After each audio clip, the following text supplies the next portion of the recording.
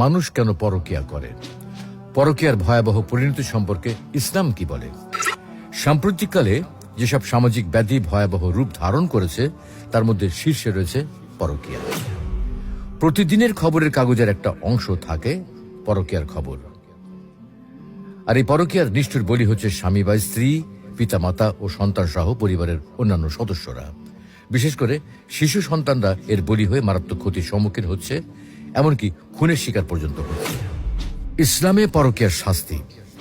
ইসলামে যেসব অপরাধের দণ্ড উল্লেখিত রয়েছে তার মধ্যে পরকীয়ার মাধ্যমে সংঘটিত জিনা ব্যভিচারের শাস্তি সবচেয়ে কঠিন।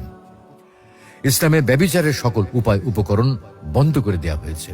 তা সত্ত্বেও কেউ জিনা ব্যভিচার করলে তাকে কঠিন শাস্তির সম্মুখীন হতে হয়। সাক্ষ্য প্রমাণ সাপেক্ষে জিনা ব্যভিচার প্রমাণিত হলে এর দুই ধরনের শাস্তি রয়েছে। এক, অবিবাহিত নারী পুরুষের শাস্তি। পরকীয়ায় জড়িত দুইজনের একজন যদি অবিবাহিত হয় তাহলে তার শাস্তি হলো প্রকাশ্যে 100 বেত্রাঘাত করা।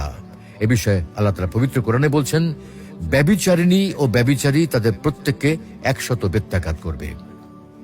পবিত্র কোরআনে আরো উল্লেখ রয়েছে, আর যদি তোমরা আল্লাহ এবং পরকালের প্রতি বিশ্বাস করো তাহলে আল্লাহর বিধান কার্যকরীকরণে তাদের প্রতি দয়া যেন তোমাদেরকে প্রভাবিত না করে এবং মুমিনদের একটি দল যেন তাদের শাস্তি প্রত্যক্ষ করে।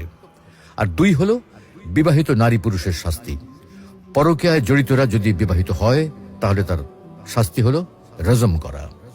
তবে এখানে বিশেষভাবে জেনে রাখা প্রয়োজন যে জিনা ব্যভিচারের এই শাস্তি বাস্তবায়ন করার দায়িত্ব কেবলমাত্র দেশের সরকারের।